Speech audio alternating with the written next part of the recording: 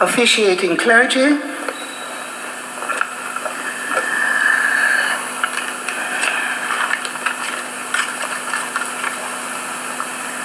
Governor General, Most Honorable Prime Minister, Leader of the Opposition, all other distinguished persons here this morning. I knew Ian Boyne for most of his professional life. This afforded me the opportunity from very early to see his potential to carve out a place for himself in the annals of Jamaican media. It just so happened that I was junior minister in the office of the Prime Minister while Mr. Seaga was the Prime Minister. And I was given the responsibility for the Jamaica Broadcasting Corporation's television and radio. And the person to whom Ian brought his concept for a personality television show. I gave my blessings to the idea, and I don't want to say I instructed the general manager, but I asked the general manager to kindly have the program produced for television. Of course, we had some hiccups because the person in charge of production had other ideas that the program should be co-hosted. Well, as junior minister, I repeated my instructions. And today, Profile is history.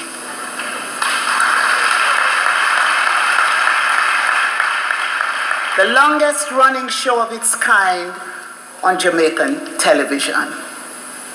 It all happened just about the time we were introducing morning television as well.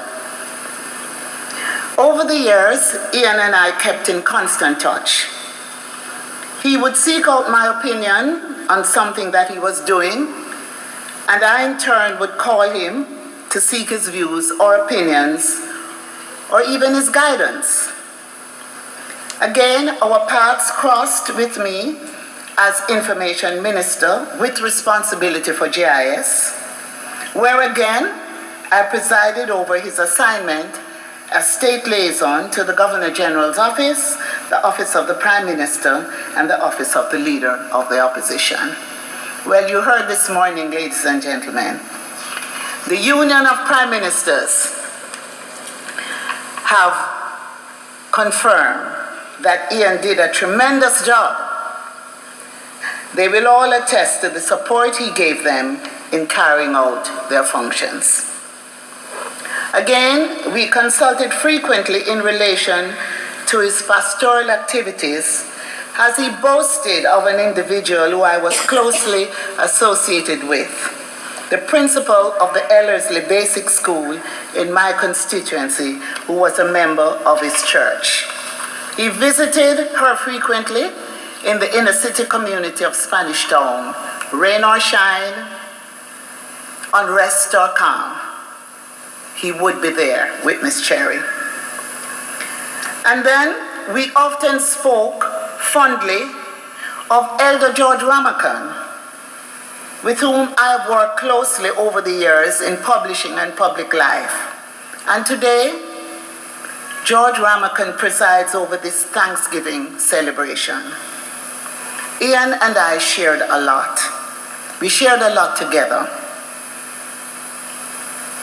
And his passing has created a vacuum which those of us who have been closely associated with him would find it very difficult to fill.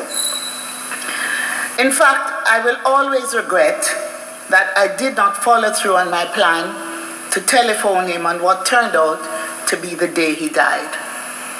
You can imagine how I felt when I learned that he had passed. The news left me in shock. And I'm still to resolve in my mind the answer to the question, Babsy, why did you delay making that call?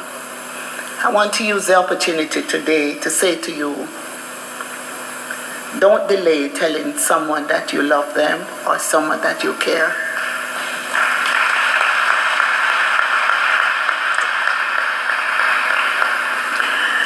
Ian's surprise passing is a gigantic loss to the profession of journalism in Jamaica, to the thousands of Jamaicans who have watched Profile over the past 30 years, along with his other programs, and to the many who have read his columns.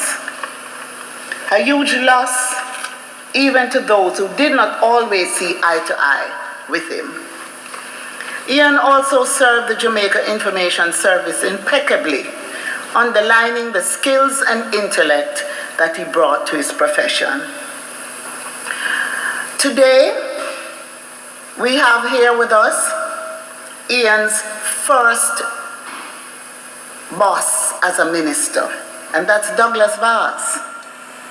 He's right here with us today, and I'm happy to see that he has been able to join in this celebration.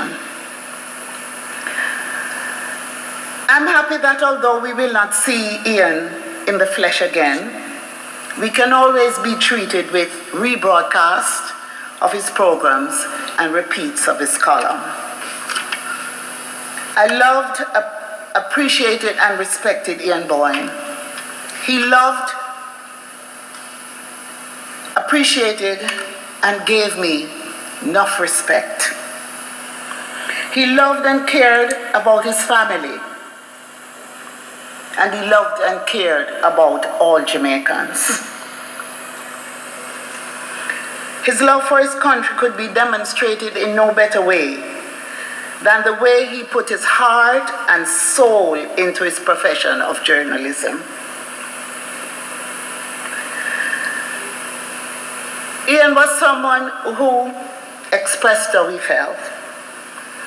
And I remember Ian saying to me, I've never interviewed you, although you're the one who put me on television.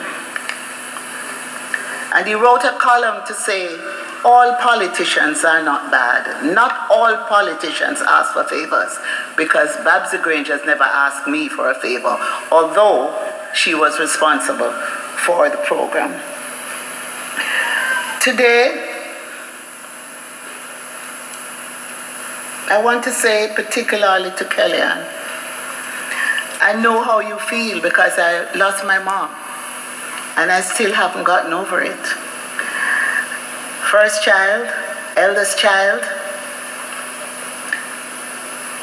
you're special and it's going to be difficult for you. It's going to be difficult for the entire family. But time is the master. And I know that the family will remember Ian and all the beautiful things and experiences that you have had with him. And so today, as we celebrate his life, we will say goodbye. I know Ian is resting his pen and his interviewing voice in a place of peace. Thank you.